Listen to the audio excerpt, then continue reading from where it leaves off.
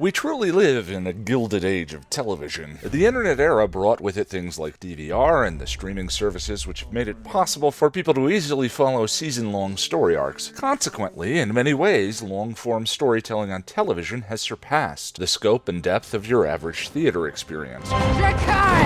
But it isn't only that. Classic television, which we once had to watch through the bottom of a Coke bottle, is being restored to a glory, the likes of which we've never gotten to see. With these remasters, studios are going back to the original films the shows were shot on, creating brand new high-definition scans of them and updating their special effects while keeping the original flavor. Many of these beautiful restorations have been done with a meticulous attention to detail and with loving care for the original source material. And then there is the Buffy remaster. Why do all their faces look like rubber dolls? Oh, come on! That's not even the same color! It's daytime! You can see the crew! Just crop them out! I'm going to need a lot of wine for this one. Before we get into this, if you're unfamiliar with the show and seeing me make comparisons between Buffy and Breaking Bad or Star Trek or any all-time great makes you want to scoff.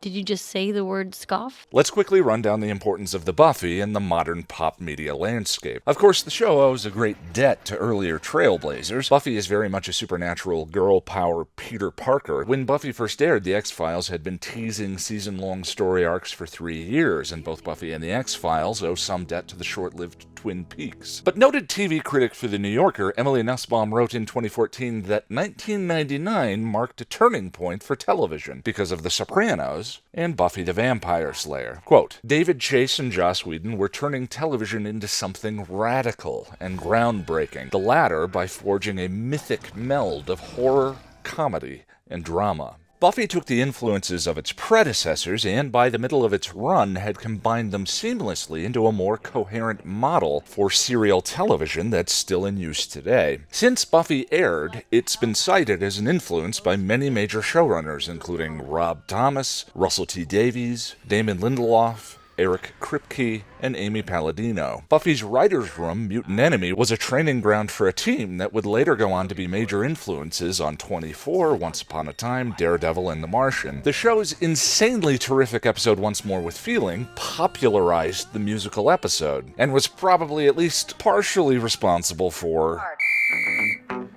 though maybe don't hold that against it. And of course, there's Whedon's work itself. Whedon said he used Buffy as his own personal film school, and he later went on to have a major hand in shaping one of the most significant film series of all time, along with creating Dollhouse, Angel, Firefly, Dr. Horrible, and Agents of S.H.I.E.L.D. If this topic of the awful remaster sounds familiar, it may be because 4 years ago, when the remaster was only partly complete, I recorded a voiceover for a video called What's Wrong with Buffy's HD. This video, like that one, was done in collaboration with the team at Buffy's HD group over on Facebook, who have done the lion's share of the research and referencing. However, since we made that video back in 2015, the abysmal remaster has limped to its conclusion, and we all felt it warranted some kind of complete post-mortem, especially if Buffy is ever going to get the remaster it actually deserves. Since Fox Studios finished remastering the show, the remaster has been seen on Netflix US, several TV channels, Amazon Streaming for a short period of time, and is currently available on Amazon Prime UK, Facebook Watch, Fox Play, and other streaming services, despite the fact that the effort was almost universally panned by fans, journalists, and members of the original Mutant Enemy team. Yet, except for fixing a few shots in the early episodes, Fox has done virtually nothing. To say that Buffy is an important, influential show worthy of a quality HD remaster is something of an understatement. And in an era where we're getting more and more carefully and beautifully created remasters, Buffy currently has, without hyperbole, the worst HD conversion ever seen. I don't like you. Period. We're going to do a breakdown of the many, many mistakes, including the absence of color correction, the framing, the weird digital filters they threw on the footage, and the handling, or rather mishandling, of the show's special effects. Disney, if you're out there, please Listen closely. Shooting all the footage for a movie or television show is only the beginning of the process when it comes to creating a piece of content. Once all the footage is shot, it enters what is called post-production, where the footage is edited, sound effects and score are mastered, and special effects are created. And it's clear that for the remaster, a crucial part of the post-production was regularly skipped. Color correction, also called color grading. Color correction is simply shifting the color in a computer of filmed footage to achieve a particular kind of effect. In The Matrix, any of the scenes that were occurring in the real world had a light blue organic hue to them, and any of the footage in The Matrix itself was tinted green, the same color as the green text on Neo's computer, a visual indicator that they were all in a program themselves. Buffy used color correction quite a bit to change the atmosphere of a scene in the editing room, make footage that was shot during the day look like it took place at night, or simply to make the show look richer. The first step in the HD remaster process is to go back to the original film footage that was shot for the show, but after you do that, you have to reapply all of those color corrections that were done in post-production, and it's clear that much of that work in the original show was outright ignored. In doing so, a multitude of issues were created depending on why a scene was color corrected in the first place. Some scenes now look like daytime, or a sunset scene no longer has a sunset. At a basic level, it looks like the remaster team was haphazardly applying an automatic filter to the brightness and image contrast, which has completely altered the mood of some scenes. A whole pile of shots now look completely unnatural or washed out, including the landmark "Once More with Feeling." But when a scene should look different because Buffy's original post-production team color graded it, that work was skipped. The gothic atmosphere of the early seasons is gone, color saturation for important episodes has been lost. Across the entire remaster, the brightness is excessively strong, and often makes no sense within the context of a scene. In one of these shots, it's 11:34 p.m. at night. In the other, Buffy is taking a midday nap. Broadly, these criticisms might seem petty, a small price to pay in exchange for the chance to watch Buffy in that sweet, sweet high definition. So, let's look at a single, very specific example to understand why a decision as simple as color tone can mean so much. But I want to acknowledge up front that all I can do is speculate as to why the original team made the decisions that they did. That said, my favorite episode of the show is Season 5, Episode 22, The Gift. Throughout Season 5, Buffy has been defending her kid sister Dawn from an unstoppable big bad. And in Episode 22, Buffy finds herself at the end of her rope, as she's faced with choosing between Dawn's life or the fate of the entire world. This is her character's low moment. I don't know how to live in this world if these are the choices. She fights the big bad, attempts to save her sister, and in a moment of clarity realizes that rather than sacrificing her sister to save the world, she can sacrifice herself. During her moment of realization, the sun rises. Buffy saves the world, yada yada yada. All of the night sequences at the end of the episode had a blue color tint applied to them almost across the board. Some shots had a less dramatic grading, but it's almost in every shot. And that blue tint is completely missing in the remaster. Tones are more organic, the colors are warmer, rosier, and more orange. Kind of like the colors of The Dawn, the climax of the episode and the moment of Buffy's emotional breakthrough. By removing the blue tint, there is no longer a visual distinction between the hopeless battle and Buffy's moment of clarity with the scenes after. An entire layer of visual subtext has been lost in the episode, all because of a little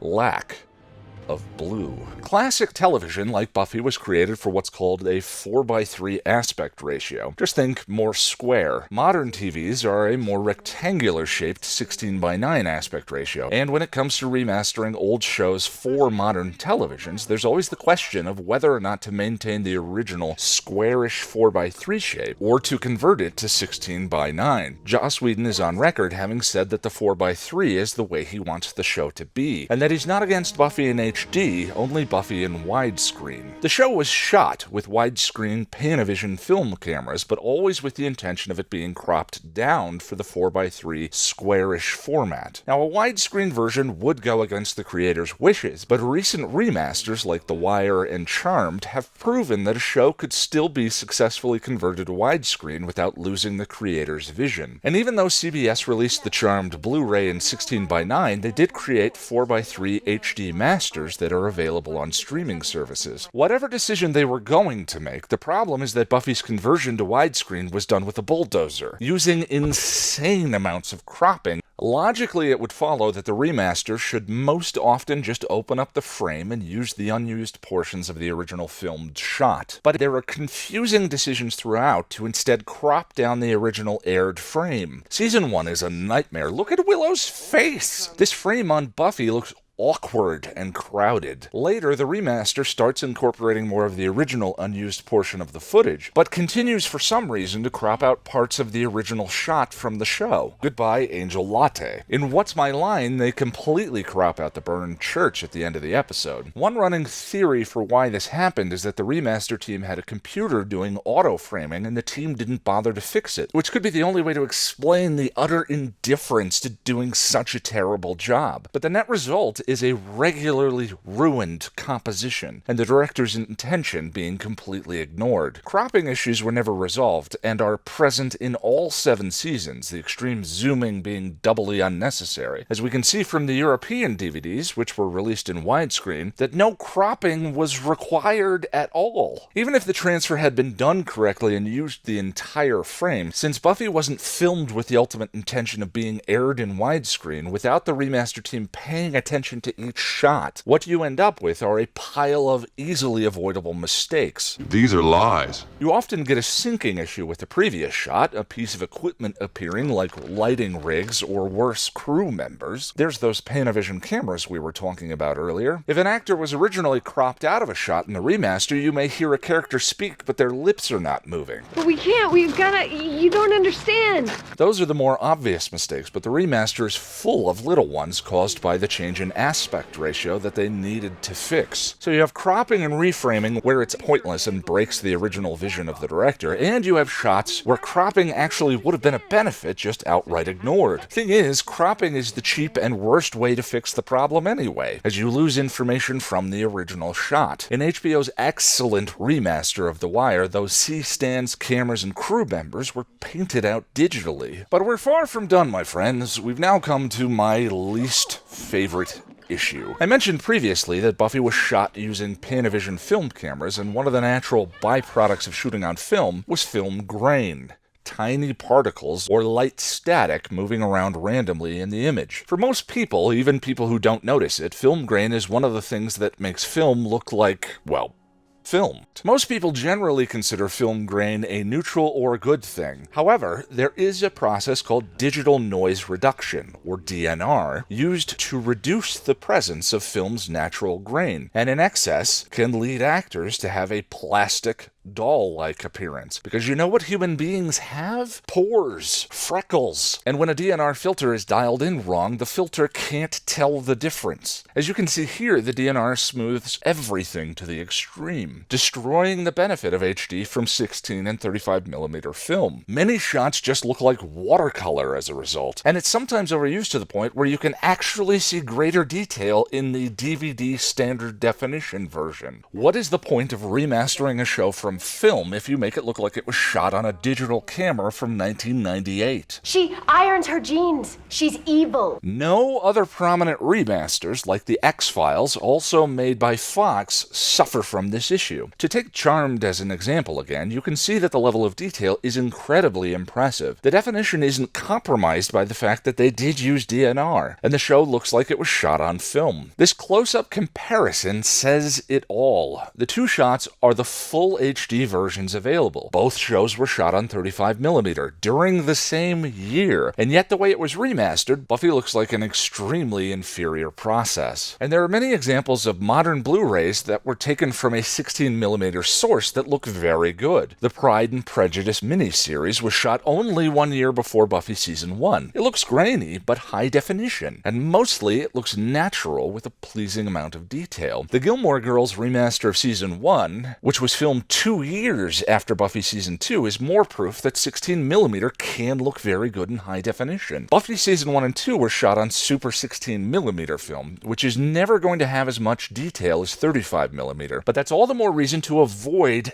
digital noise reduction. With film transfers, all the detail is in the grain, especially when it comes to 16mm. But again, the arbitrary application of the filter just indicates that a brute force, automatic, and cheap as possible approach was used with Buffy. No one at the wheel.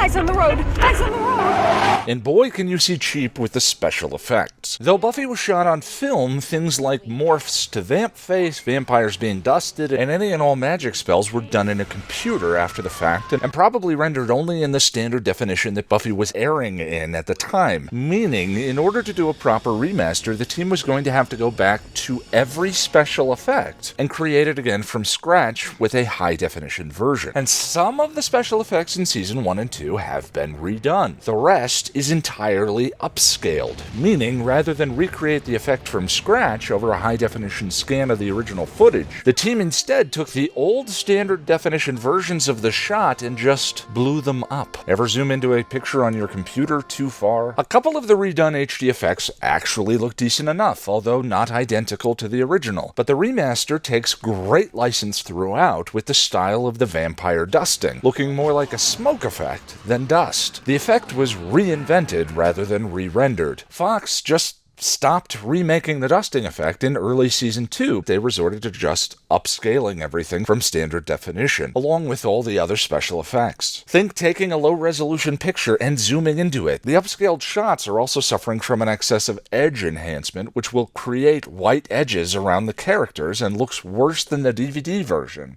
And of course, upscaling can create more unnecessary cropping, either when used for a special effect or other mysterious reasons. So you'll be watching the remaster and go from a nice, if overly filtered HD shot to a blurry, blown up special effect and back again, over and over and over.